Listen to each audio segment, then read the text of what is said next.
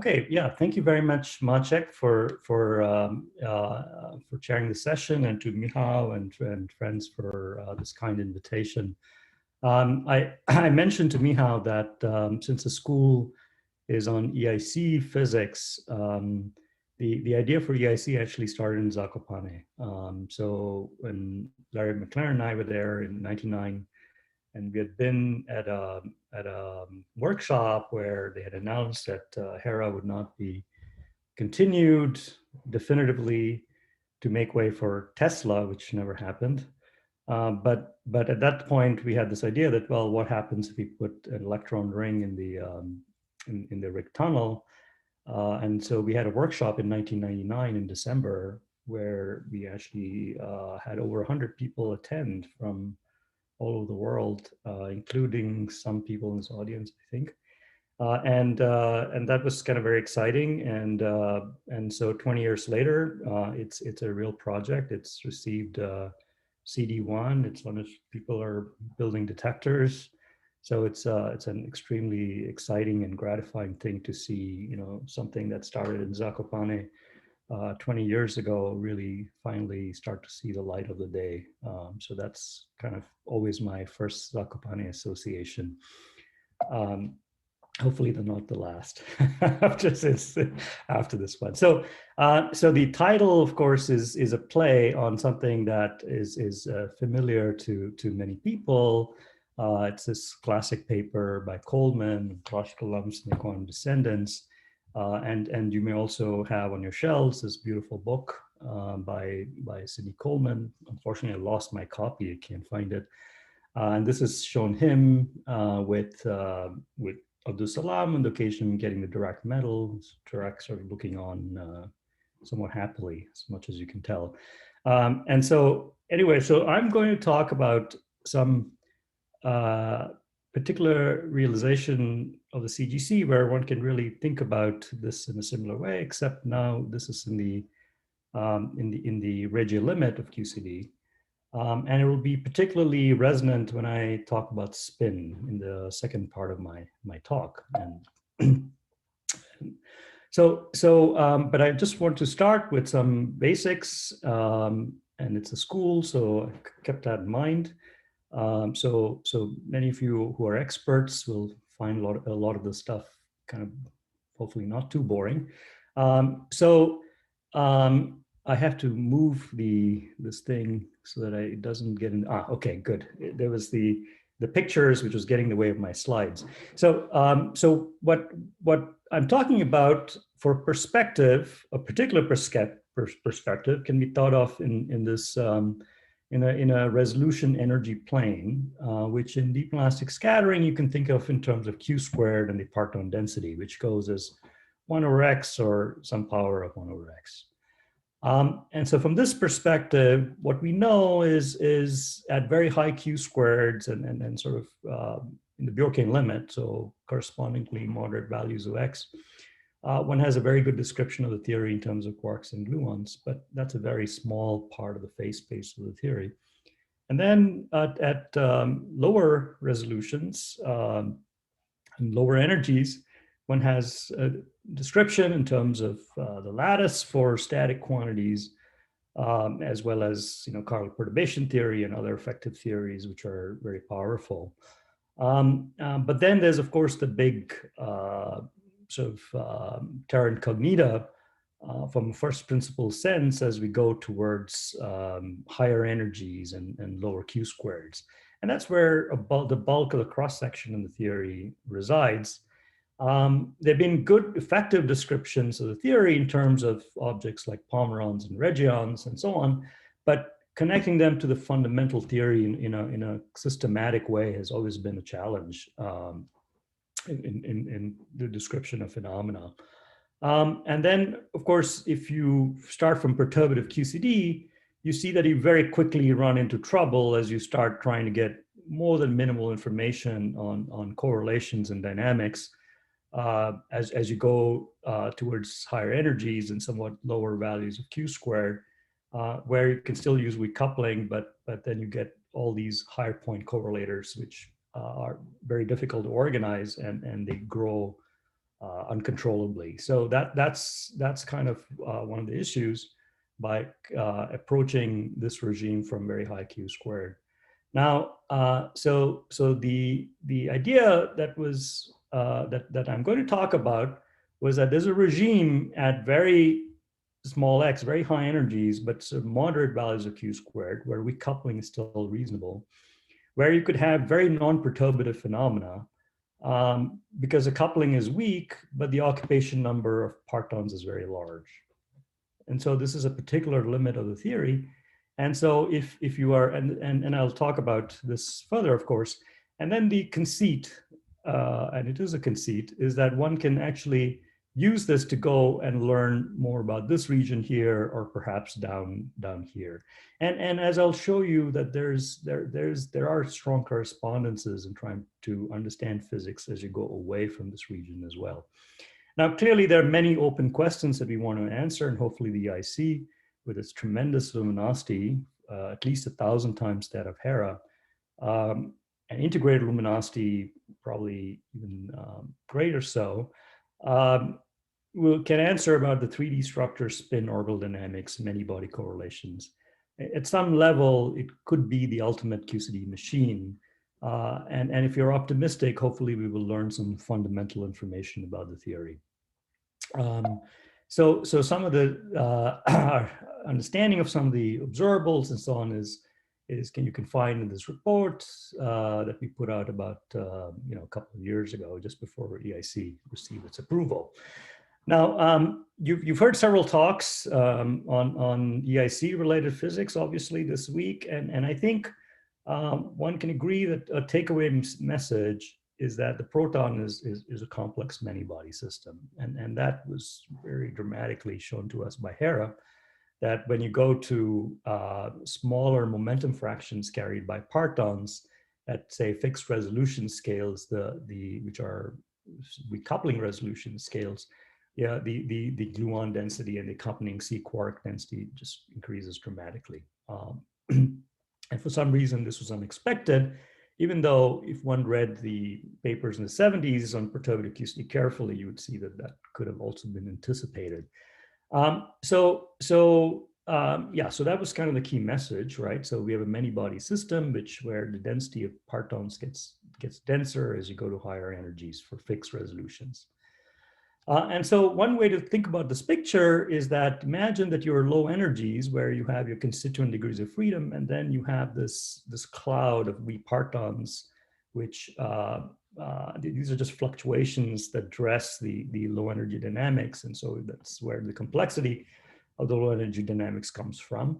But then you boost the hadron to very high energies, and just by Lorentz dilation, these parton degrees of freedom begin to live longer and longer, as seen by a probe with a fixed resolution. So a probe which has some resolution Q squared will, as the proton is boosted towards it, see larger and larger numbers of partons. And the process is kind of Markovian. So if you have a certain number of partons at some scale, as you boost further, the increase in the number is proportional to the number that existed before, and you get a kind of power law growth, not too unlike that of a pandemic, right? As we have learned. So it's power exponentials, except now it's exponentials of logs, because the phase space for each emission is logarithmic. And so that gives you a power law growth as you go to small x. So here's another perspective. So what happens then when you look at the true asymptotics of QCD in this framework, and that corresponds to the limit of fixed resolution, like that plot of Hera showed, 10 GeV squared in that case. But then you take the energy squared going to infinity while keeping x, and so x, of course, then goes to 0 in DIS kinematics. So that's how I like to formulate the statement of the Regge limit in deep elastic scattering. And so, as I mentioned, that if you have a virtual photon that then produces a quark-anti-quark pair and Bremsstrahlungs a lot of gluons in its interaction with the target, and that's this Markovian process that I mentioned. And in perturbative QCD, one knows how to resum these contributions in the Regge limit. And that's the famous BF-Gale equation. And you may have heard about this also earlier in the lectures. Now, however, what's not contained in this framework is the understanding that when you go to the Regge limit at fixed resolutions, the density of partons also grows very rapidly. And at some point, you can have very non-trivial many-body processes start to become large. So you have screening and recombination of partons going on.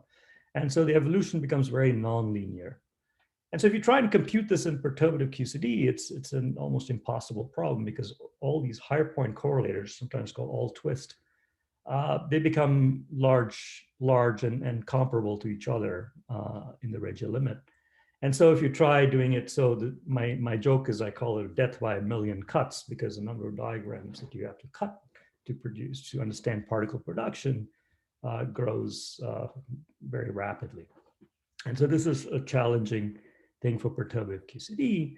And this kind of fascinating process where you can have many body processes regulate the growth in the parton distributions is a kind of equilibrium that could result. And there's a nice quote by Frank Wilczek about 20 years ago about this.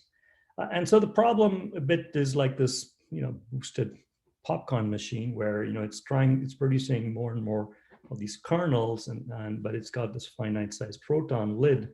And so at some point, the question is, is it going to blow its stack, or how does this matter retain its stability as you increase the density of partons in this particular kinematics? And so this problem of the screening and recombination of partons is fundamentally, in that sense, tied to the stability of matter in QCD in the Regge limit. And so, the idea, which was originally due to these authors here, Gribov, Levin, Riskin, and Mueller and Chu, can be kind of pictorially depicted as such that you have at some low energy, at a fixed resolution, you have a certain number of partons. And then as you increase the energy, so this is kind of the transverse section of the cartoons I've shown you before. And then you get, so with boost, you get this large population of partons in phase space. And there's a critical packing for a given resolution where you can't pack more of them in anymore. So you kind of maximize the occupancy that's permitted in the theory. And then that's can be guessed to be 1 over alpha S. So that's maximum occupancy. It's truly a non-perturbative kind of regime of the theory. And so the interesting question is, how does it arrive there? And what is also equally fascinating is that this close packing scale, as you go to higher and higher energies, becomes larger and larger. So the saturation scale grows with energy. And so if you start with a higher resolution scale, so if you start with smaller stuff, it'll take longer for it to reach this maximal phase space occupancy. And so because you have such a large occupancy, and that occupancy grows because alpha S gets smaller and smaller, this leads to classicalization. So you can think of this very quantum system of, tremendous number of rapid fluctuations going on as a classical, as reaching a kind of classical limit in Regge asymptotics. So in this picture, the phenomenon of gluon saturation is classicalization. Now, the other feature of the Regge limit is perturbative unitarization. So the way one can think about it is that in this very nice dipole model that Golek-Biernat and Wusthof came up with, it's a very simple, elegant model that captures the physics, where you think now in a kind of S-channel picture, your virtual photon that splits into a quark-anti-quark pair with a certain transverse size. The quark carries a fraction z of the momentum of the virtual photon, while the antiquark carries a fraction 1 minus z. And so this can be written as a QED part, where it's the probability for the virtual photon to split into a quark-anti-quark pair. And then there's a cross section for this quark-anti-quark pair to interact with this blob here, okay, which is this overoccupied blob of matter that one has. And what Golek-Bernat and Gustav said was, well, let's see, if you can parameterize this dynamics in this very simple way, where you can write it as 1 minus an S matrix, where the S matrix is given by R perp squared times some emergence scale, which is the saturation scale, the close packing scale, which is dynamical because it's a function of X. And you see right away that it captures some crucial features, which is that for R perp very small for a fixed QS, you get sort of color transparency, okay? So that you get the dipole interacts perturbatively with these very, these gluon fields. And so as R perp goes to 0, essentially it's asymptotic freedom. It doesn't interact to first approximation with this blob here. And then there's the other limit, of course, when if QS squared is very large, for any given R perp, if I increase QS perp, then the S matrix goes to 0. And then you have a very large cross section. Okay, and that's the so-called black disk or color opacity limit of the S matrix. And so the nice thing about this picture was that it sort of provided an emergence scale which delineated the two different regions of the theory, where you have strict perturbative QCD and then the other regime where the S matrix is completely saturated. So it's unitarized. And the remarkable thing is that the existence of such an emergent scale suggests that unitarization can occur for arbitrarily small R perp, even though the dipoles are very small, if QS is sufficiently large. Okay, so even if you have extremely small dipoles, you can have hadron size cross sections if the saturation scale is very large. Okay? And so at sufficiently small x, in the Regge limit, this is something that you would expect. And this gives you also an intuitive picture of the idea of shadowing that one has. So shadowing in this picture is a consequence of the unitarization, perturbative unitarization of cross sections that occurs when you have an emergent scale in the theory. And this gives you the right scaling dependence in terms of the nuclear size. In one case, in the black disk limit is proportional to the area. In the color transparency case is proportional to the volume. And further in this picture, the saturation scale was parameterized to grow in this way. It's a power which was anticipated by the BFKL kind of picture, that you have this Markovian growth that I mentioned. And then Golek-Bernat and Gustav, in the first kind of blush comparison to data, found a very good description with some parameters that they used in this framework. And the striking thing was that this cross section is actually quite large, right? It's 23 millibarns. And further, from our friends in Cracow, there was this remarkable observation made by Anastasio, who spoke earlier in the week, Golek-Bernat, and the late Kwaczynski, that you could see possibly evidence of this by plotting this virtual photon-proton cross-section that I had in the previous slide as a function of this QS or QS squared scale. So that was a natural expectation based on the Golek-Bernat-Gustav model. And indeed, the Hera data really fit very nicely on this curve for small x. So x is below 0.01. And this particular compilation is from this paper about 6 years later, where they also added E665 and NMC data. And for the most part, except for a few E665 data points which are suspected, they kind of all line nicely on this curve. And also in this paper, they established geometrical scaling for other observables beyond inclusive deep elastic scattering. So that was kind of a very nice proof of principle kind of demonstration that maybe there's something to this. By the way, also in this paper, they show that if you go to large X, then you just see that the data is scattered all over the place. But once you go to small X, it kind of lines up in this very nice way. Now there is, of course, this is not by any means prima facie evidence for gluon saturation, and one of the reasons is that the scale that one extracts is relatively modest for the saturation scale as a function of x. And so this says, well, maybe you're not really clearly past the lambda QCD regime for the scale where it's really it's more cleanly separated. And then there's the idea, of course, that nuclei might help, because in a nucleus for small x, the probe has a large coherence length. It goes as 1 over x. So when x is when the coherence length is much larger than the longitudinal size of the nucleus, its diameter, which is twice the radius, going as a to the 1/3. So that would translate to an x being much less than a to the minus 1/3, for which the probe would see partons coherently from both the front and the back of the nucleus. And then there's a kind of random walk picture in which you get a larger saturation scale, which scales as a to the 1/3. This provides a tremendous oomph to the value of QS relative to that in the proton. And so if this dynamics is kind of universal for we partons, then the presence of this large saturation scale could really help you discover this phenomenon.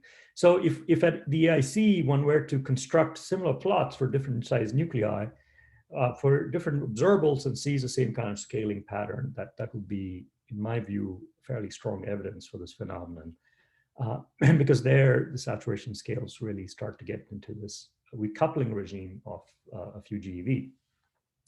And of course, there's been a lot of work in trying to do phenomenology for trying to understand, evidence and prospects and so on. And I don't want to go into that in this talk.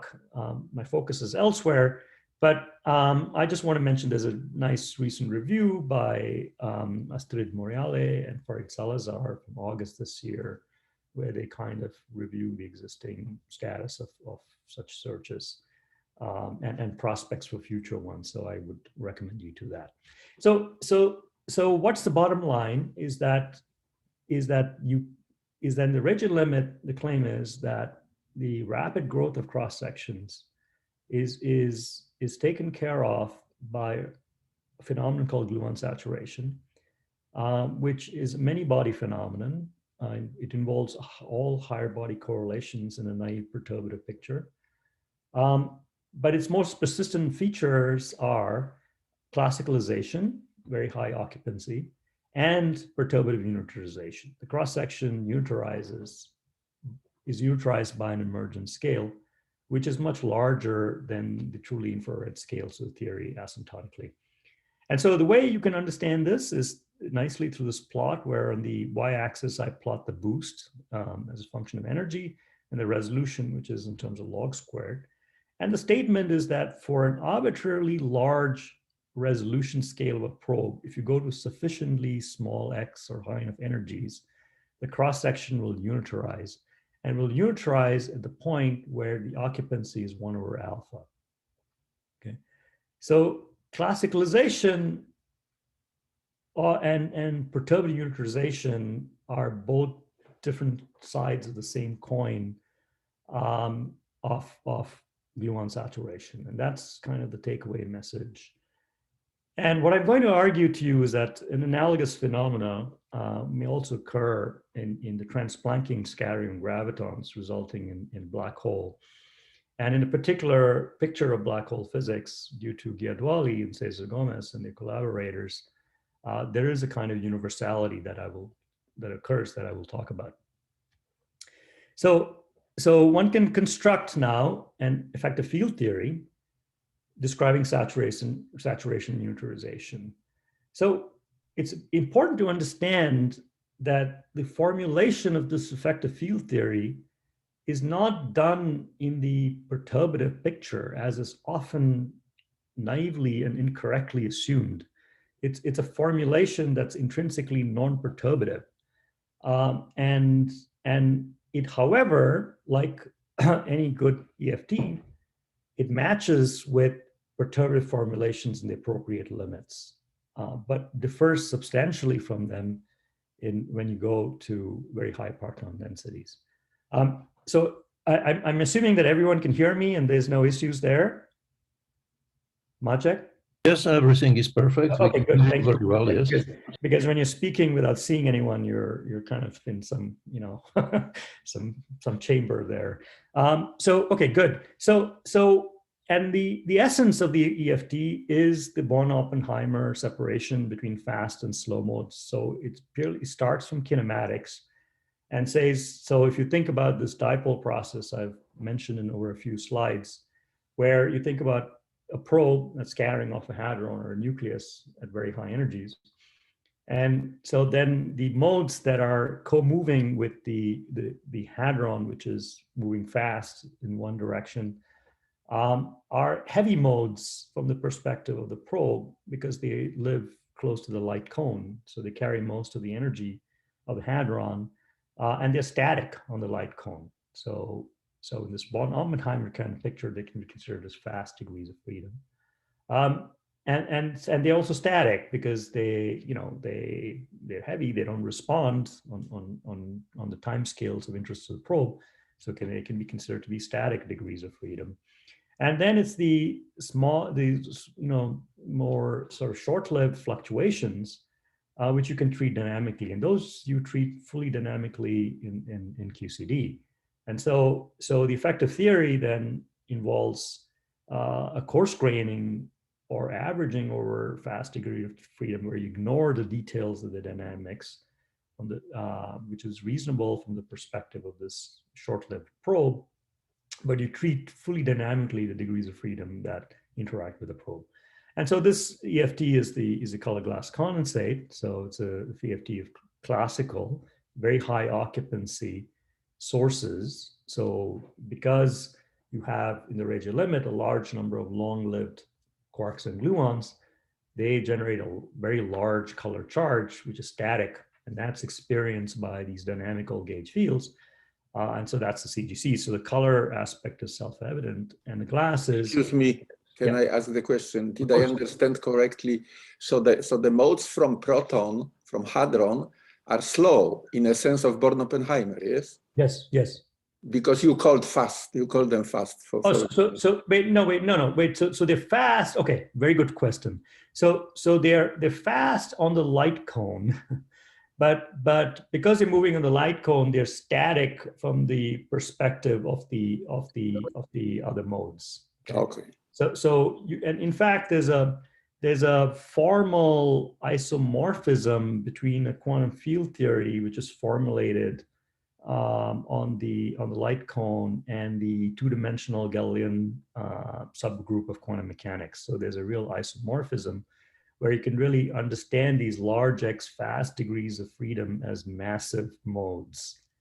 Okay, so it's an actual one-to-one correspondence in that framework. Okay. Well, thank you for your question. Yeah, and so the glassy part comes because these modes are not only just static, but their color degrees of freedom, they also live in very different time scales than those of the dynamical gauge fields that are interacting. And they also have a stochastic nature because, in terms of there's a certain randomness that's experienced by this probe, which you can actually see if you construct such an effective theory for a large nucleus, say. You see that it's really dominated by these random configurations of color charges. The picture gets more complicated when you have QCD evolution and so on, but this is kind of a good description. So as you'll see through my talk, that the stochastic dynamics becomes manifest even when you include the quantum physics in an interesting and non-trivial way. And the condensate really comes from the following, that you have very highly occupied fields. And so if you think about the timescales, say, being vastly different between the small x and large x modes, and really what the probe is seeing is this long-lived classical lump in the presence of sources. Okay? And the presence of sources, this object has a non-trivial expectation value and correlator expectation values of the fields that it contains. But then, of course, there's no condensate when you then integrate over all the distributions of sources. So that's how you restore gauge invariance in the problem. And that's a very important thing that's also missed. So the glass and the condensate really go really strongly hand in hand. And for reviews and a textbook, I would refer you to these references, and there's others as well, of course. Now, so we have a classical EFT. So you can ask, well, what do the classical equations of motion look like? And it turns out there that if you formulate the problem in the infinite momentum frame, so you think about the nucleus, which is moving very fast as perceived by a probe, then it turns out that if you work at a particular gauge, the light cone gauge, there's a classical solution which corresponds to A minus equal to 0 in addition to gauge choice. And the classical fields are pure gauges separated by discontinuity. So what I mean is that they carry 0 field strength on either side of this discontinuity, but they are discontinuous to each other. So if a probe is kind of going through this, then it's not, you cannot sort of simply transform this gauge field solution to the other. They are separated by the shock wave between the two. And in fact, so you can construct the Yang-Mills equations for this, for this AI field, which is non-zero, all the others are. And its solution is that of a path-ordered exponential of these sources that are living on this sheet. So remember, I have a theory of sources and fields. The sources are static, the fields are dynamical. I can solve the Yang-Mills equations in the presence of static sources. And this has a solution in the high energy limit, which corresponds to this particular one, where now the gauge fields are functionals of these sources. In particular, this U can be thought of as a color rotation of a probe. So imagine you have a probe coming in from one direction, it hits a shock wave, and as it hits a shock wave, it gets color rotated.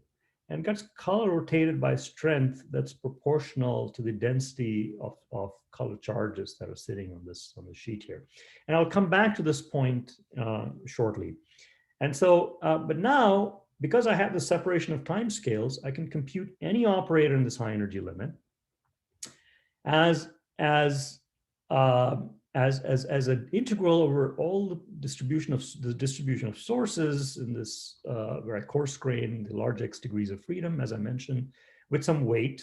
Okay, it's analogous to a thermal weight, which with some distribution of sources, and then I have this operator that I'm trying to compute. Okay, it can be the dipole cross section, for instance, which is then a functional of the classical fields that dominate the saddle point of the path integral.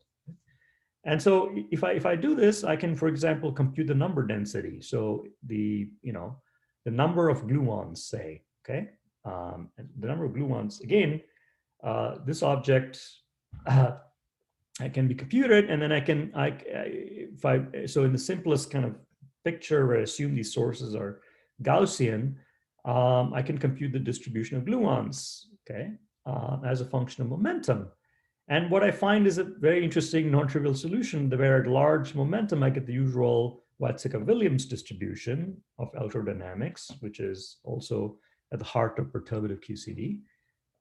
But then as I go to lower momenta, where I have these large saturation scales, I see a qualitative difference in behavior. Instead of a 1 over k per squared, I see a logarithmic growth, which is much smaller. Yeah. And this is, again, capturing in essence, the physics of shadowing of distributions, because all the nonlinear interactions of the classical fields conspire in such a way that they qualitatively modify the Bremsstrahlung spectrum that you see here, which is 1 over kt squared. And this is the non-abelian Weizsäcker-Williams distribution. So now let's come back to the dipole that I started this talk with and I've been talking about since. So again, you have a quark-antiquark pair at say EIC or higher energies, Hera, that's scattering off the shock wave. So the shock wave is going along the light cone and in this direction, the dipole is going along the light cone in the other direction. And so the dipole hits the shock wave at these 2 points. So then again, I have this factorization of the virtual photon splitting into a quark-antiquark pair. and the dipole cross-section, except now I can compute in this effective theory the dipole scattering amplitude, which is given by this T. And it's nothing but the multiplication at two different space-time points of the phase rotation that I alluded to before. So I have a Wilson line, which is, say, V, corresponding to the phase rotation in the presence of sources at this spatial point. And then I have a phase rotation, the dagger of that, because it's going in the other direction of this closed loop, given by V dagger. Okay, and V, remember, is this path-ordered exponential. I've switched notations from U to V in the previous slide, so my apologies. So you can think about this propagator, this quark, as being an effective propagator, which is being dressed by all of these different row insertions. Okay, and these are so-called higher twist contributions. So in writing this down, I'm doing a weak coupling kind of picture in the presence of this very strong field, where the effective vertices are given by these dressed blobs that I mentioned here. But now I can think of emitting a gluon, from this dipole, and this gluon then also hits a shock wave. And there's of course different ways in which this next to leading order correction can proceed. They can also be virtual corrections as well, in addition to real ones. So in other words, you can cut this diagram in different ways. And the solution for this equation here, when I include this correction, is what's sometimes called the lowest Bolitsky-Jimwolk equation in a hierarchy, which I'll explain in a second. But then, so this dipole equation, so this object that appeared here, this trace of the product of these Wilson lines, can be written as a following nonlinear equation, where on the left-hand side, I say, now if I emit a gluon, which is soft, right? This cross-section has a certain infrared divergence having to do with the softness, but I can compute its change as a function of that infrared softness or slowness specifically, as a function of rapidity, which is then proportional to some kernel, which I compute, which is essentially the Weizsäcker-Williams kernel. But now it also has a sensitivity to this in coordinate space, which is also sensitive to the position of the gluon. Times then the same object, okay, but now it's, you can think of this as the probability that the dipole doesn't scatter, okay, this term here. But then you get this very non-trivial nonlinear term here, which also depends on the spatial position of the gluon. So now if you make the assumption that this expectation value of the product of traces factorizes into the product of the expectation values of the traces, okay, that's a mouthful. And that assumption is a good one in the limit of a very large nucleus. So mean field approximation, very large nucleus.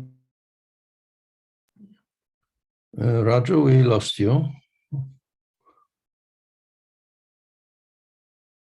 Okay, yeah, so the factorization is you get a mean field in the large A, large NC limit. This 4-point correlator can factorize into the product of two 2-point correlators.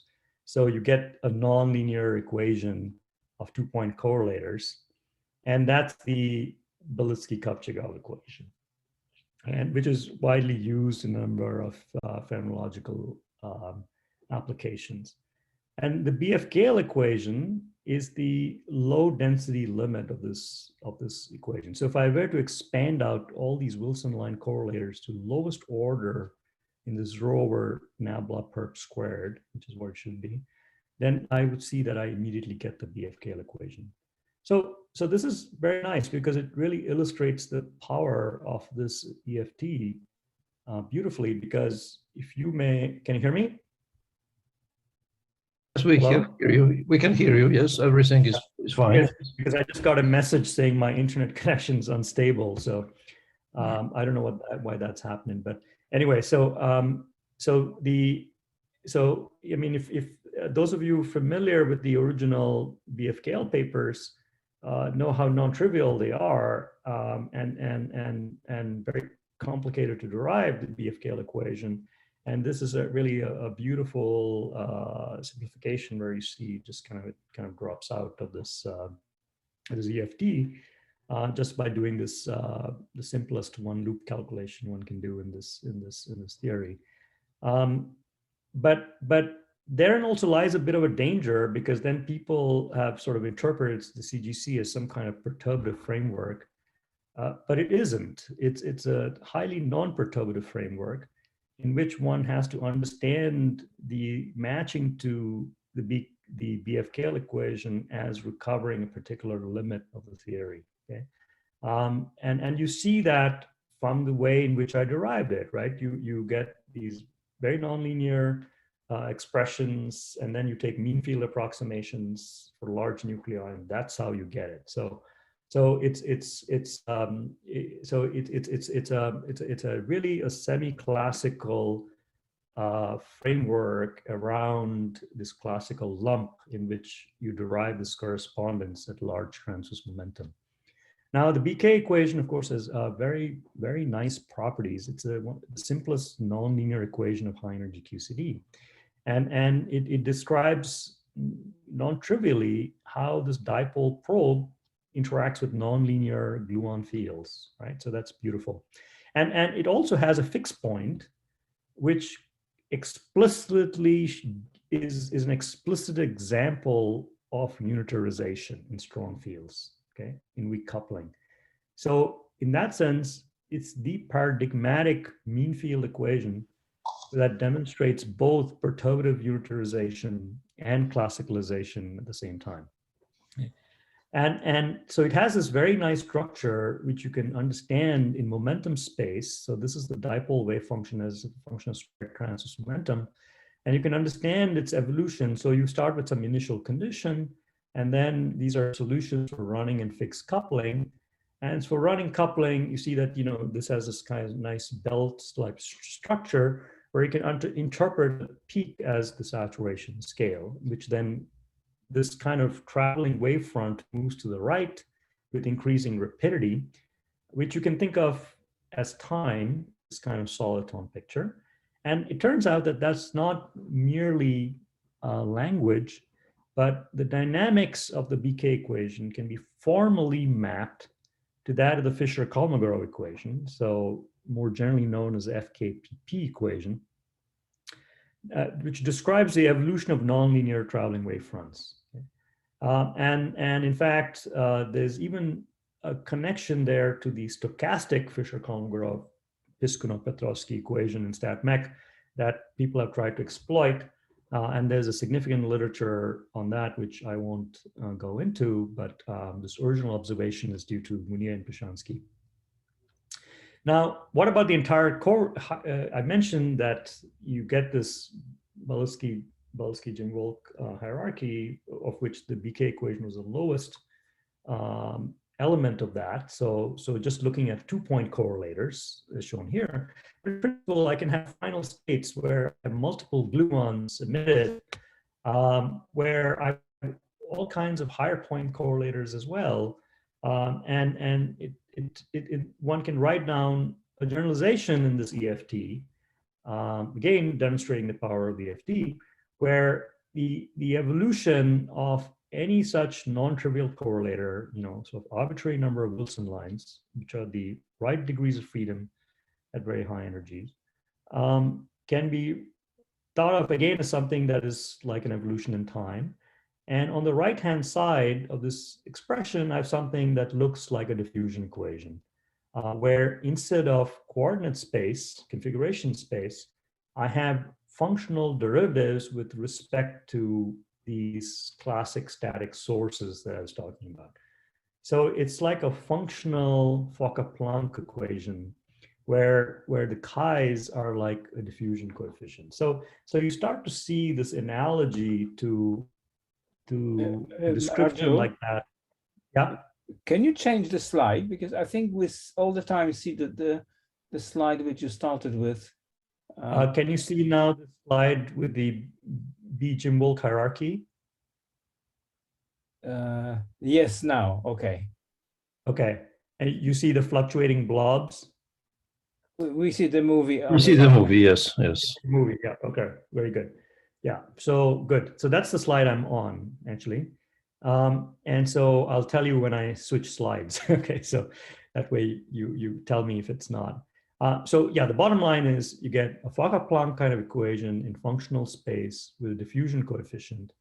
Now, as many of you may know, a Fokker-Planck equation can always be written as a Langevin equation. Okay, the reverse is not true.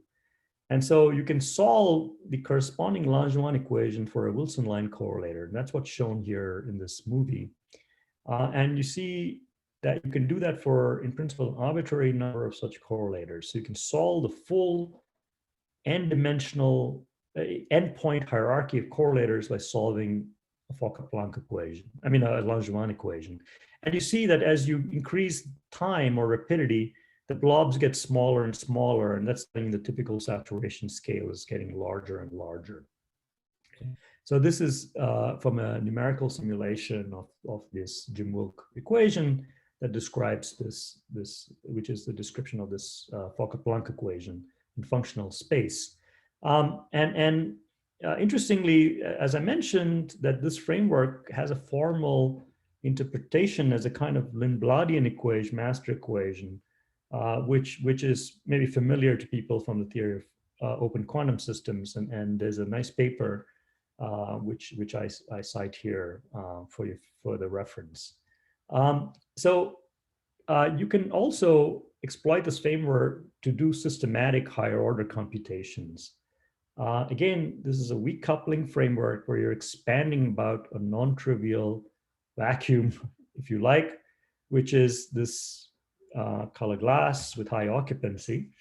And that's why, so here I'm showing you the dipole cross-section for producing a photon and two jets. So this cut denotes a photon plus two jets, and it's inclusive because you also have lots of other final state stuff going on, but you're measuring the photon and two jets. So a highly non-trivial process, right? I mean, and so we have actually now computed this to next to leading order and next to leading log accuracy in principle.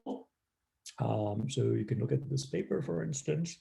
And so you can write down the jet cross-section for photons plus two jets in terms of some weight functional, which contains now the distribution of sources. But the distribution of sources is no longer just a classical distribution of sources. It's something that's been evolved to higher energies and absorbed all the fluctuations below this horizontal scale that's shown here. So all the quantum fluctuations, which were initially treated as being slow, right, have been absorbed now into this distribution of sources. And this is the renormalization group. So you can consistently absorb with each change in the infrared scale, the rapidity, the distribution of sources into, the fluctuations, quantum fluctuations into the distribution of sources. And so it's a bit like the analogy is like that in perturbative QCD, where you have the parton distribution functions, which are these universal objects, which then evolve with scale. But then you have the coefficient functions, which are process dependent and that differ from process to process. So the parton distributions are universal, and the coefficient functions are process dependent. And there's an analogy here. Similarly, these W's, which contain all these endpoint correlators describing this Jim Wilk hierarchy, the presumption, and one can prove it to a certain accuracy, is that it's universal. And then you have these finite impact factors, which are the coefficient functions in the high energy Regge language. And we have computed these now to next to leading order accuracy. So all kind of gluon dressings of this photon plus dijet case. Now, there's been a tremendous amount of work also in computing the evolution equations, starting with the work of Fadin and Lapadov in '98, and then it's evolved to analog Jim Wilk. And Simon Kahn-Huot and Haranen have even gone further in supersymmetric Yang-Mills and computed pieces of the next to leading order BK equation, not the full Jungwirth hierarchy. So this is now becoming precision science, which is timely for the electron ion collider. So for the impact factors, there've been analog computations. And so, yeah, so I was mentioning that you can compute impact factors for all these processes. And there's a parallel set in DIS, and there's a parallel set of computations in PA collisions. And a recent computation by Paul Caucal, Fred Salazar, and I looked at actually just digits to next to leading order. You can take a look at our paper. It's 100 pages long, but it's a highly non-trivial thing because you have dressed propagators of quarks and gluons all through. The nice thing is that it's completely analogous to perturbative QCD kind of computations. In principle, one can go to follow exactly the same kind of dimensional regularization frameworks and so on in perturbative QCD. Because we have shockwave propagators in momentum space, so you can just follow the Feynman rules and follow your nose. The other interesting thing about this is that these propagators that we have derived are exactly the same as that of Lipatov's quark-quark region, gluon-gluon region propagators that he derived in this EFT for QCD. And this is something that Lipatov also appreciated towards the end of his life. He has a couple of papers on that. And the formal equivalence between these two approaches was shown by Martin Henshinsky in a nice paper from 3 years ago.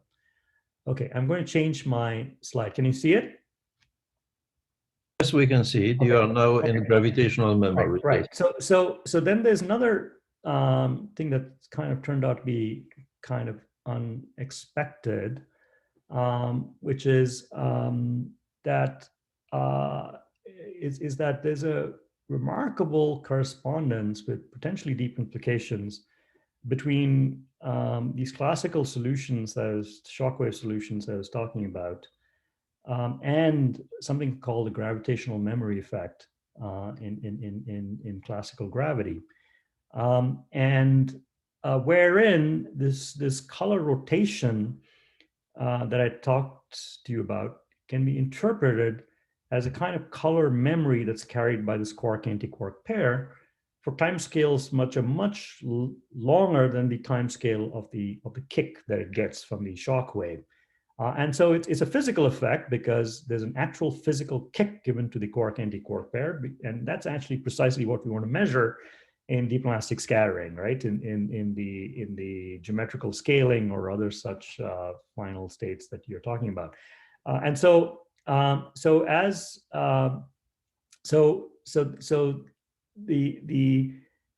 The correspondence we understood this correspondence following a paper by Monica Pate, Anna Raclaru, and Andy Strominger, where they derived the Yang-Mills memory effect, and then in collaboration with them, we realized that this is exactly the same thing as in the case of the CGC. There's an exact formal equivalence between the two, where you can think about this in terms of a color flux.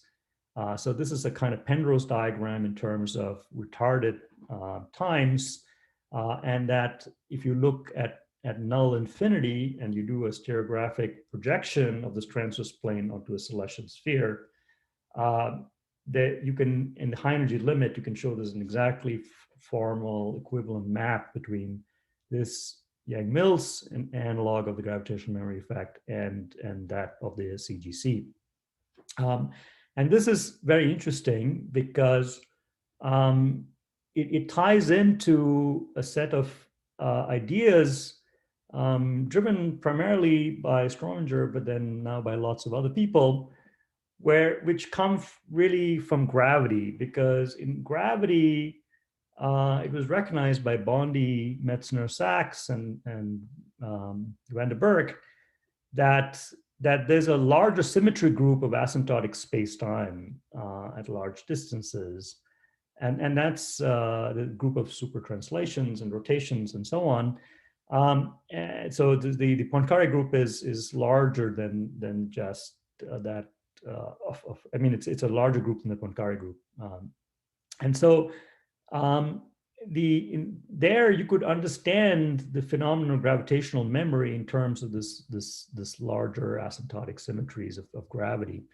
And what Strominger argued is that the same thing can also be done in other theories. Specifically, he looked at QED and also QCD to some extent, where you could understand these symmetries in terms of and their relation to the memory effect in terms of vacuum transitions at each point in the celestial sphere. Now, this is in some sense in QED, it's a formal device, but it's a powerful one because it allows you to formally relate things like soft theorems and ward identities to these kind of reformulation of these asymptotic symmetries in gravity to that in QED. So it doesn't change anything in terms of the theory, but it gives you an interesting formal interpretation of things like soft theorems and the structure of collinear and soft divergences.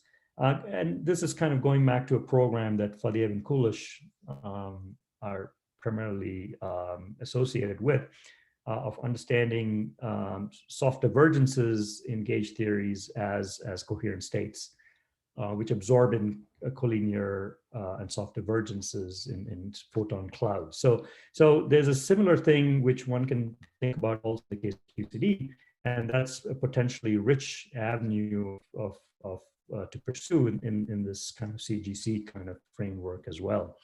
And so just a little fancifully, just like you can measure a gravitational memory by LISA, can you hear me?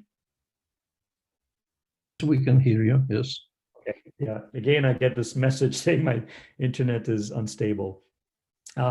Yeah, so one can also, by measuring this QS, say in diffractive deep elastic scattering, as shown on this left plot here, which is one of the best signatures for saturation, one can also similarly extract information about such a kick. So there's a real kind of correspondence here that it would be useful to understand better.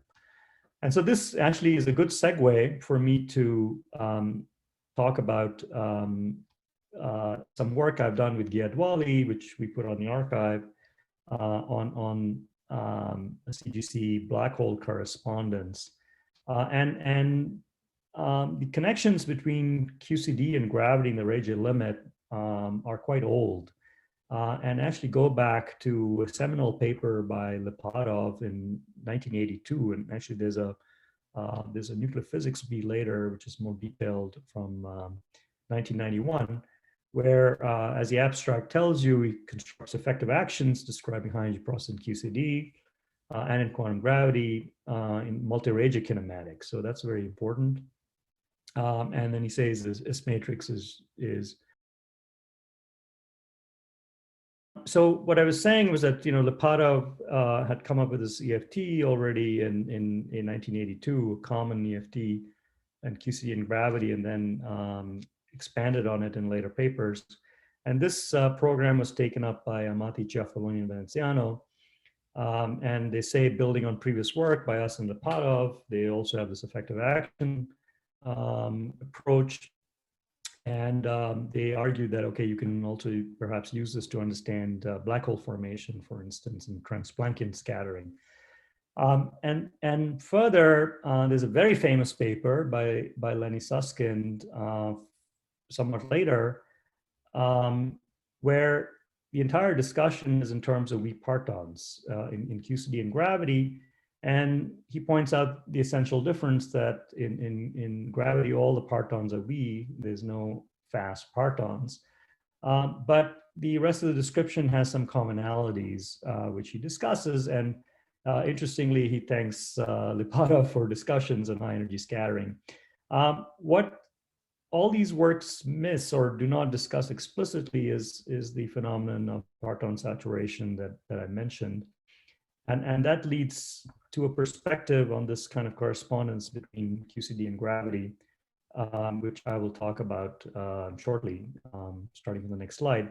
By the way, there's also an interesting precursor to a lot of the discussion that's going on now in the amplitudes community about these so-called BCJ double copy methods between QCD and gravity.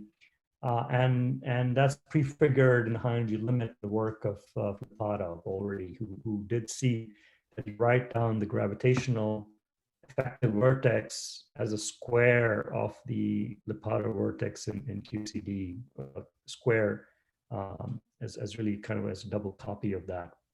And so that's something, there's a real formal analogy between the two theories that energy limit that might perhaps be useful.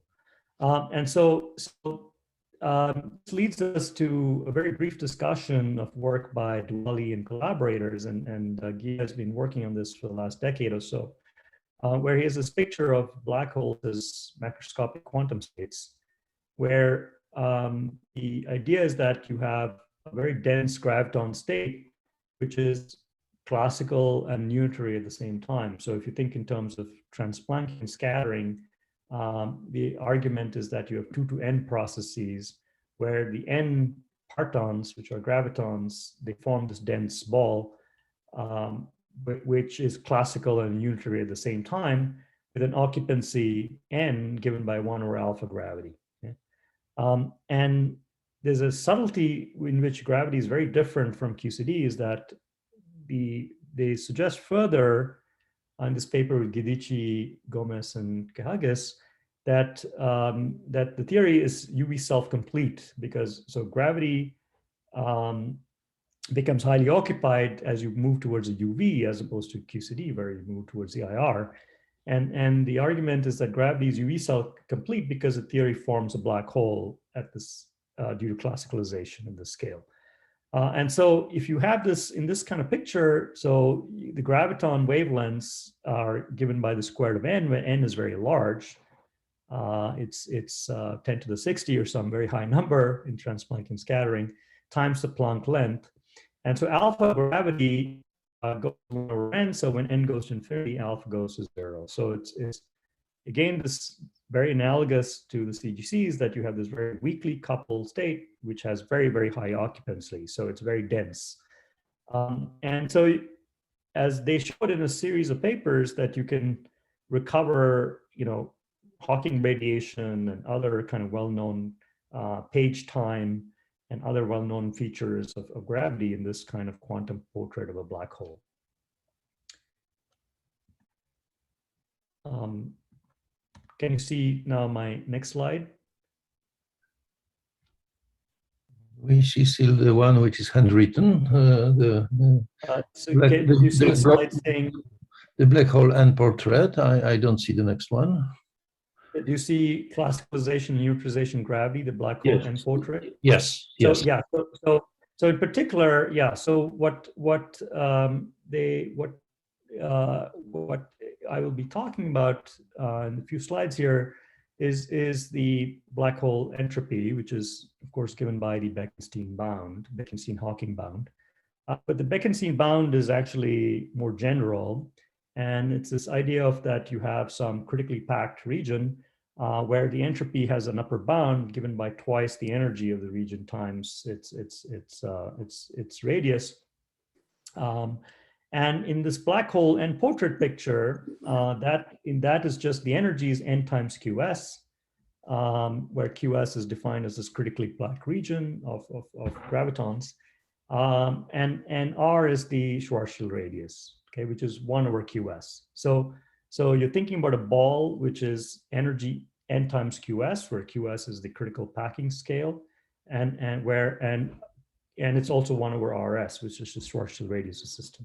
And so you see that the entropy then if QS is 1 over RS, it's saturated by n, and n, as we discussed, is 1 over alpha, right? In this regime where utilization, classicalization occurs. And so from this picture, the Bekenstein entropy is given by 1 over alpha gravity. Okay? And you can show that this can be re-expressed in terms of the classic expression, where is given by the area over 4G. That's the famous Bekenstein-Hawking bound. Now you can also express the entropy, as they showed, in terms of a kind of Goldstone decay constant corresponding to the spontaneous breaking of Poincare invariance by this graviton condensate, and where the Goldstone scale is given by n times qs squared. So to understand this in terms of unitarization, the way to think about it is that you have a 2 to n cross section where formally the cross section goes in factorial times alpha to the n times the counting of microstates of the final number of partons or gravitons that you formed. That's e to the entropy of the black hole. So that's the definition of the black hole entropy. And so you see that if you plug in these values that I had here, then it goes as n to the n times e to the minus n by Stirling's formula. Alpha to the n is 1 over n to the n. And then e to the entropy is e to the 1 over alpha, and that gives you something that's an order 1. Okay. So the argument is that this classicalization picture also simultaneously leads to perturbative unitarization. Now, away from the critical point, then this cross-section kind of drops exponentially, and then you get this large suppression of black hole formation. So this region where S equal to 1 over alpha can be thought of as a kind of quantum critical point, which is saturated when QS is order 1 over the Schwarzschild radius. Now, one can make the same kind of correspondence. I mentioned that the framework of 2 to n scattering is very analogous. Of course, in QCD, you have to keep in mind that you're going to the IR as you're approaching this dense regime, while in the Regge limit, while in gravity, of course, you're going to the UV. Okay? And the two theories are completely different when you are away from this critical point. But at the critical point, okay, which corresponds to n equal to 1 over alpha and QS, so you have classicalization and unitarization. So n times alpha is equal to 1. Then there, when the same argument goes through and you get S equal to 1 over alpha S, you can conjecture that. And it turns out that you can also rewrite this in a form like a Goldstone decay constant, which is like the screening scale in the theory. And that also obeys a kind of area law. So that's the black disk limit, if you like, where you think scale as area in the theory. And so you can based on this, conjecture that the change in the entropy of the CGC or in rapidity is a constant. And so if you have a large number of domains in a proton, then that is the entropy is n times domains times the CGC entropy. So this is a very fruitful kind of correspondence at this particular critical point only, because it allowed us to think in terms of this language of counting microstates in analogy to that of the black hole case. And this result that we get is actually also in agreement with other computations in literature using ideas of entanglement as done by Karzev and Levin, for example. Excuse me, question. Yeah. One Yeah. question. Do you need nucleus for that, or is it happening also in proton? So the argument is that this is happening on the size scale, which is QS, which is much smaller than a proton size. Okay, so in the Regge limit, this is a very dense blob, which is very small. And so, of course, then if you think about proton, then it's made up of all these different blobs. In a nucleus, of course, that scales with the nuclear size or nuclear area. So then the entropy will go as the nuclear area divided by that in the nucleon in this picture. So the important thing is that you are the Raju, just a comment. Yeah. Do you have something like 10 minutes, okay, before we switch to the questions? So. Oh, okay. Geez. I mean, okay. So I better kind of hurry on. So, but anyway, I just wanted to suggest that you have such a kind of correspondence, and there's maybe a way to extend this mathematically. And this is something using double copy ideas, and this is something that I've been working on with Himanshu Raj and Gia Dwali. So I, due to the nature of this talk, I'm unable to go into a very important application of this this framework, which is the formation of a core gluon plasma.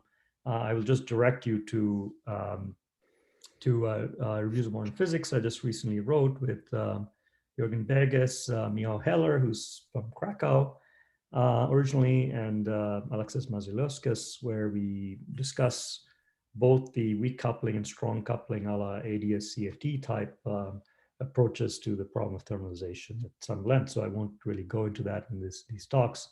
What I wanted to talk about is really that of related to one particular phenomenon that has caused a lot of excitement in the context of the quark-gluon plasma, which is the possibility of the measuring something called a chiral magnetic effect, which in this framework results from topological transitions that occur in the presence of a strong magnetic field. Okay, so you may have heard about this, that if you have a kind of topological transition between different vacua, which are called Fowler transitions, and these different vacua are characterized by different topological charge, winding number, that could create a chiral magnetic current in a strong magnetic field.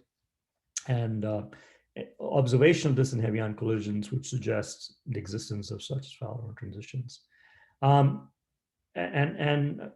what helps us is that in semi-central heavy ion collisions, you build up very large magnetic fields in the order of up to 10 to the 14 Tesla. The corollary, though, is that they live for very short times. And so measuring such an effect is extremely challenging. Not only because of the short-lived magnetic field, it's also other very strong final state effects, which could obscure the measurement of chiral magnetic effect, besides the fact that there's no direct signature of such CP odd kind of effects.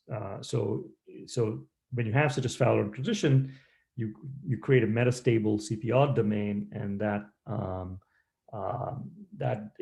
a signature of that is difficult to construct.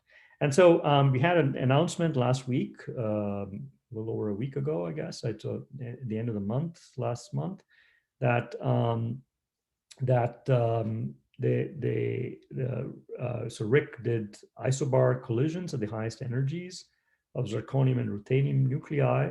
And there's a predicted pattern that one expects if you have the chiral magnetic effect, and that appears to be ruled out, or the signal is very small.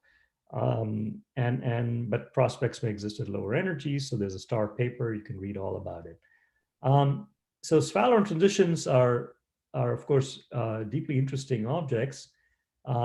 They can be in QCD, they can be related to the chiral anomaly, which tells you that the divergence of the axial vector current can be related to E dot B, FF2O, which in turn can be written as the divergence of the Chern-Simons current, K mu, which is shown here.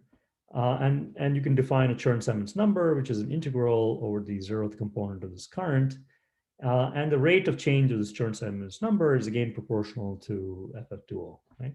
So a key quantity here is a autocorrelation rate of these Fowler transitions, which corresponds to transitions between different Chern-Simons number charge. And so you can really think about these as over the barrier transitions.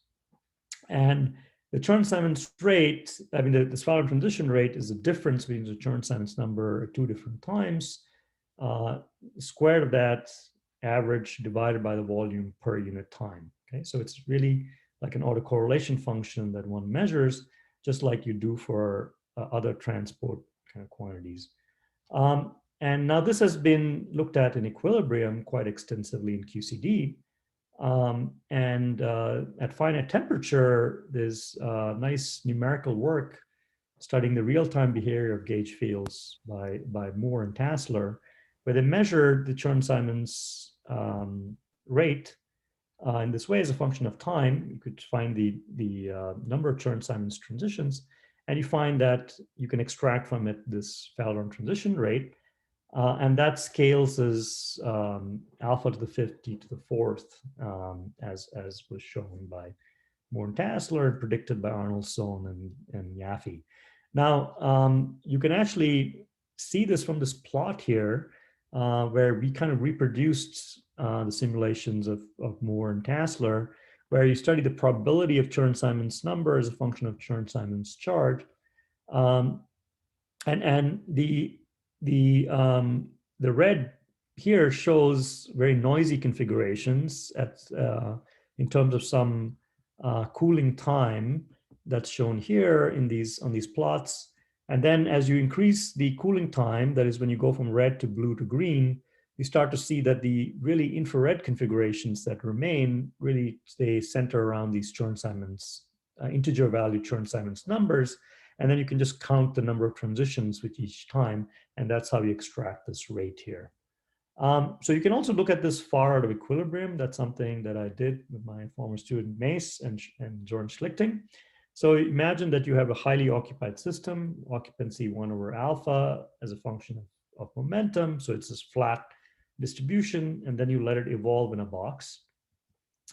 And what's interesting is as you do that, you start to see the emergence of different time scales, which at late times can be interpreted as the temperature, these magnetic so the electric and magnetic stream scales in a thermal plasma.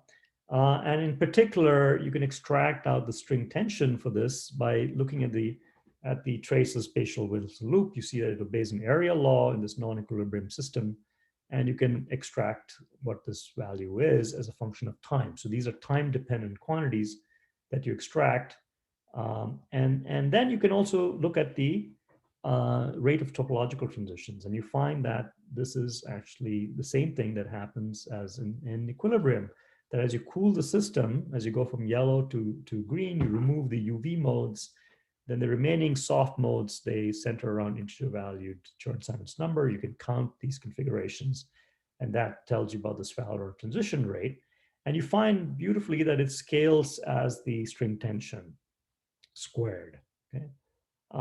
This is something you would expect, on dimensional grounds perhaps, but that it goes scale just with the temperature. But you see that it scales with this non-perturbative quantity, and you can estimate that, and you find that this Fowler transition rate is very large at early times. It scales with the saturation scale to the 4th power, and then it goes down with time, and then eventually reaches this kind of thermal rate. To the best of my knowledge, in this field, this is the only actually kind of semi-quantitative calculation that exists of this Fowler transition rate as a function of time. However, our calculation was done in a box, not an expanding system. So that of course needs to be refined. And a larger question is, can one construct an effective theory of such Wilson loops to understand the non-equilibrium dynamics of the plasma? So that's just an open question I'll throw out there. So Maciek, how much time do I have? It's a tough question. So, okay, so Edward enters into the calculation in 10 minutes. So if you can, okay. we can sacrifice 5 minutes maybe of the discussion. So please go ahead. Yeah. Okay. So also I lost a little time because of all the problems. Yes. So I just want to tell you about something that I've been doing, which is very exciting and having to do with the proton spin. And I'll try and kind of lead you through it fairly fast. So of course, the big puzzle, is how does the proton spin constitute itself, or the quarks and gluons and so on. In particular, there was a spin crisis that emerged when fixed target deep elastic scattering experiments show that quarks carry only about 30% of the proton spin, which while the expectation from the quark model was that it would carry more than that, would carry up to 60%. This is dubbed the spin crisis, the failure of the quark model. And so the question is, why is the helicity much smaller than quark model expectation? So one of the arguments was that, well, this is perhaps influenced by the gluon helicity, that maybe the quark helicity is sensitive to gluon helicity. If gluon helicity is large, then that would explain why this is small, okay, delta sigma. And of course, that was a big motivation for doing polarized PP collisions at RIC, which were successful. They uncovered evidence for delta G. However, delta G is defined as the integral of this little delta G from some minimal x to to 1. And because Rick could only go up to x of point down to x of 0.05, there's still a large uncertainty as shown by this crosshatch region on this plot here. It's much better than the previous magenta region of uncertainty in delta G that we had before Rick, but it's still a little uncertainty because you don't have data from small x. So the evidence seems to suggest that you're positive delta G, but we don't know for sure until you go to smaller values of x. And this, of course, is one of the programs of EIC is to the first bread and butter thing for polarized EP scattering is to measure the G1 structure function. Just to give you a sense, you see that the existing data on polarized G1 on G1 is very small, right? It's like data before Hera started on unpolarized distributions, So we expect considerable surprises as you go to small x and large q squared with the EIC. Now, in the conventional wisdom, just like for F2, the presumption is that the logarithmic derivative of G1 will tell you something about delta G, and that would tell us about the gluon contribution. Okay? And people have made estimates showing that with EIC data, you can really dramatically reduce uncertainties because all the extrapolations that you did before using PQCD are now replaced by data, so you reduce the uncertainties tremendously. And this is a plot of G1 as a function of x, and you see that you're going to much smaller values of x, where you can constrain the behavior of G1, which is not constrained to even be positive because it's an asymmetry. And so at the highest EIC energies, which is this 141 GeV shown in this plot, you see that you're really going far beyond existing data. And that's illustrated in this plot where you plot delta sigma versus delta G. And you see that the uncertainties just shrink to this little yellow blob at the highest EIC energies. So EIC will really produce definitive advances in an understanding of proton spin. That's the takeaway message. What it means is another question. And that's what I'm coming to. So as I said, the sigma here, which is the proton's helicity, is the integral of the first moment of G1, the structure function, which is measured as an asymmetry. And sigma can be written as the following operator, which is the isosinglet axial vector current in the proton. Okay.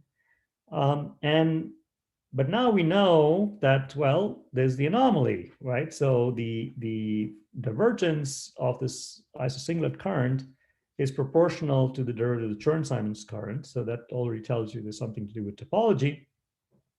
And then a term proportional to the quark masses. So in this talk, I'm going to set the quark masses to 0 and just concentrate on the second term.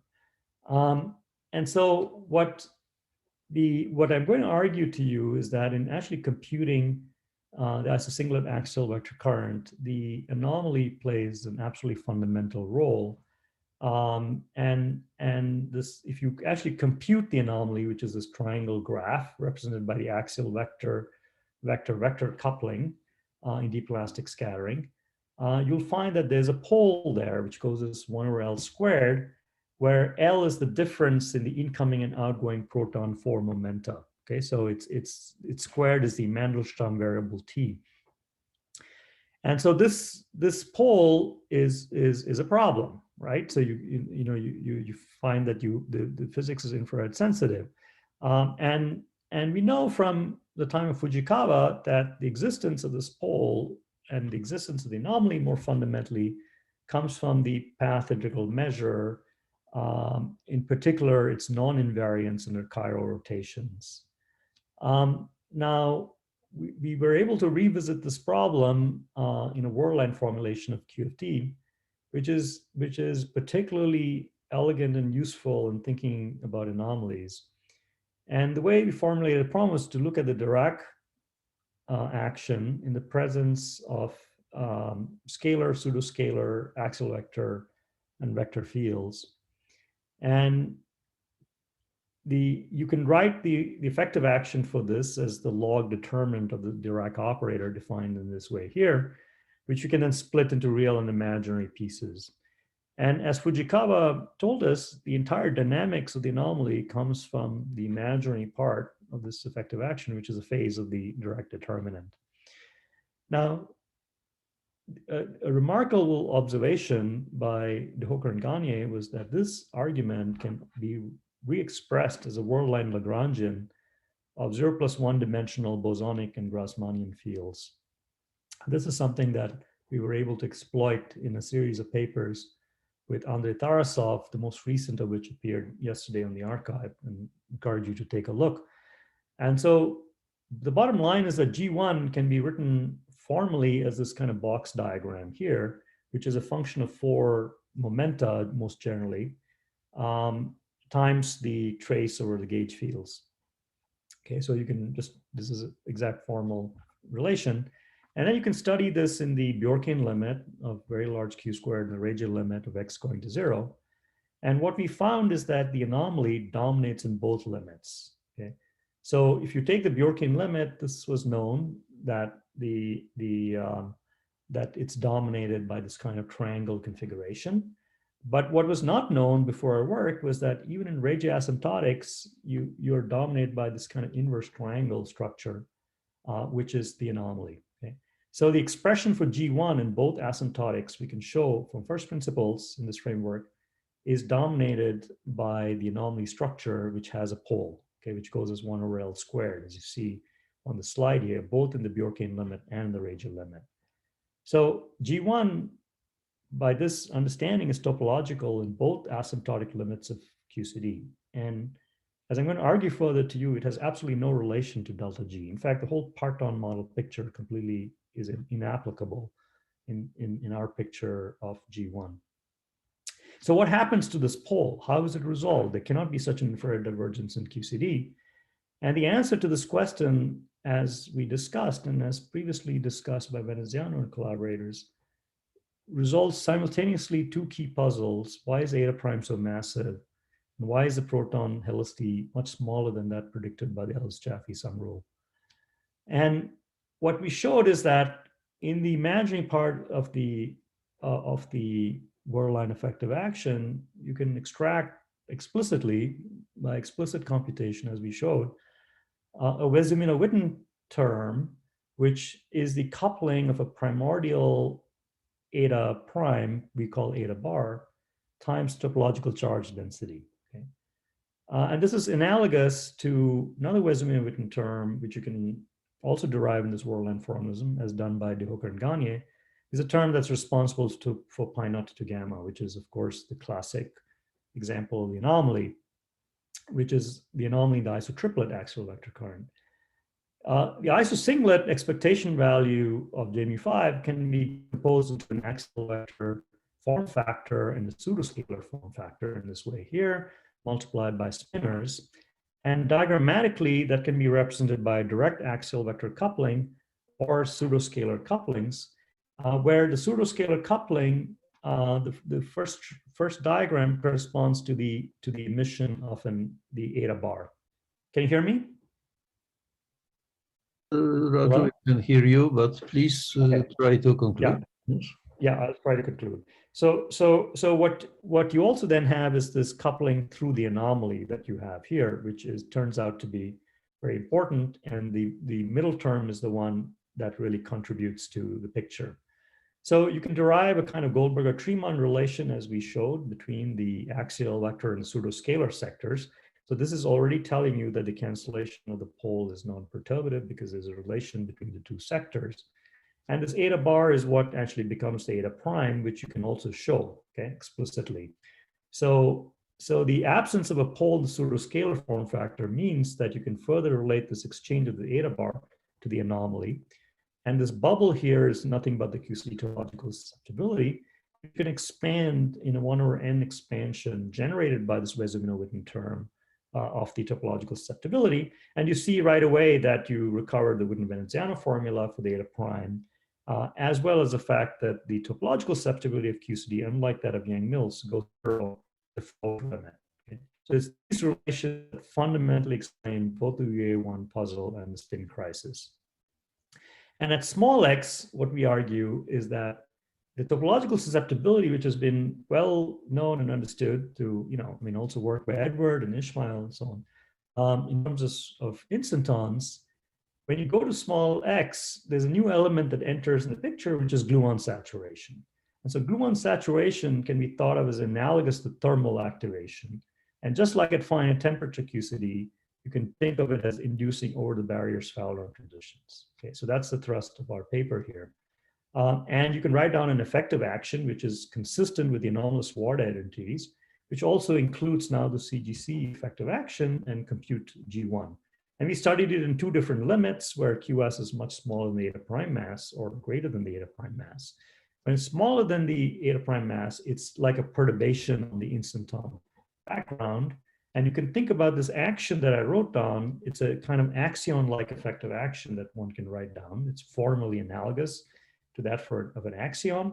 And then you can think about the spin fusion as being a drag force, right, due to these Fowler conditions. It's like a friction term that is proportional to this Fowler condition rate. So you can compute this, and you find that it has an exponential suppression as a function of QS. So as QS becomes very large, you get a kind of rapid quenching of spin diffusion. So that's in the limit where you think about this as a small perturbation. The CGC color charge is a small perturbation of the instanton contribution. But you can go to the other limit where QS is much larger than the eta prime mass, hypothetically. And there you can think of the axion as a perturbation to the shockwave background. So this is the eta bar, which is now coupling to the shockwave background. And you can actually calculate this, and you've also estimated this, and you find also an exponential suppression with increasing QS. So the takeaway message is that, in principle, if you do measurements at EIC and polarized DIS, not only could you be sensitive to instanton configurations, you could also be sensitive to novel Sphaleron-like configurations in analogy to the chiral magnetic effect, but much cleaner to observe. And so that's a kind of exciting takeaway message. So if you're interested, please look at my paper. Sorry for going over and for all the technical trouble. Thank you very much for listening. Thank you very much, Raju, so for showing us a fascinating panorama of several years of development of small X gluon interactions, and especially these new ideas. We basically run out of the time for questions. So if we have maybe one burning question, we can probably squeeze 1 or 2 minutes.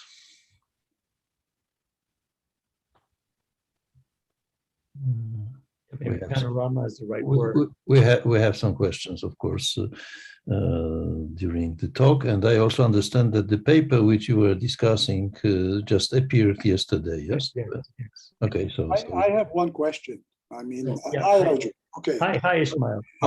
I came a bit late. I was teaching, but I heard a little bit your last part about this black hole and saturation. Right. You avoid very carefully not to speak about the string, which of course has all the features that I heard at the end of your talk. Tell me one thing. Yeah.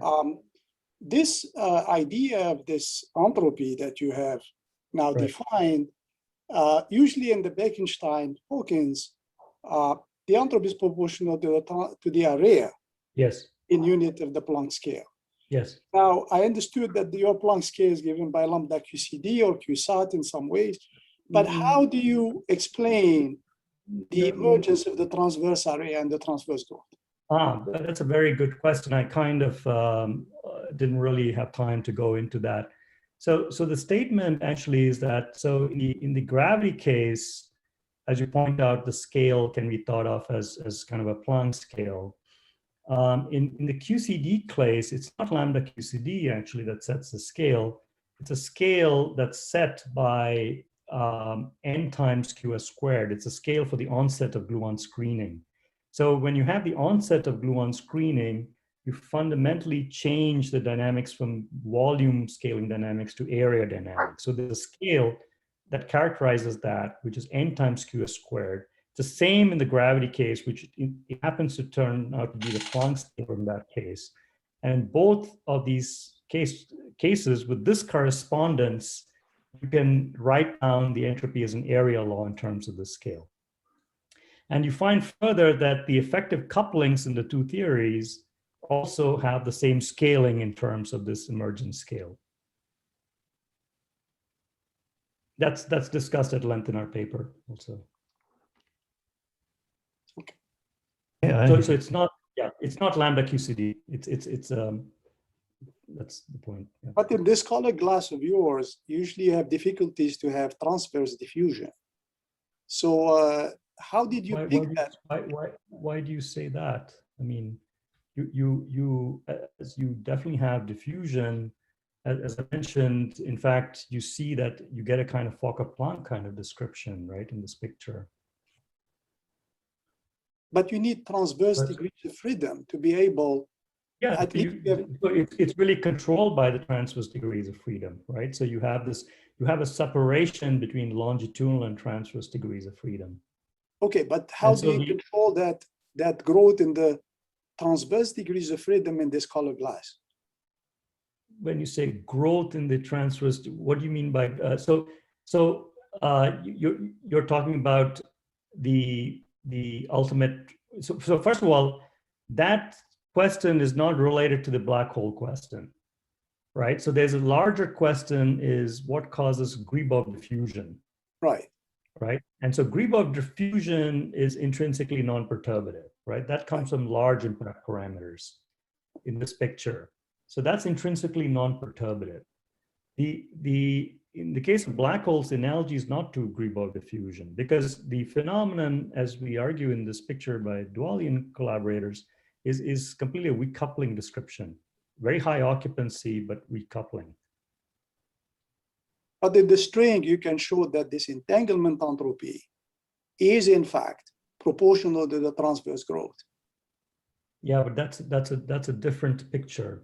Right. It's not the same picture as being described here. In other words, that the two things are connected. That basically the increase in the longitudinal density of your partons is also dictating how these partons are distributed in the transverse plane. Right, but what we are talking about is the relation between a critically packed region of the proton, okay, and that's much smaller than the size of the proton, and the correspondence is between this critically packed region, much smaller than the size of the proton, and a critically packed region, which is the black hole. Right. I think it will be very difficult to really settle this issue, taking into account the technical circumstances. I mean, it's a very good and relevant question, but I can take it offline with Ishmael. Yeah. Okay. Yes, that's a very interesting question, and really pointing at this duality picture. Okay, so Raju, thank you very much.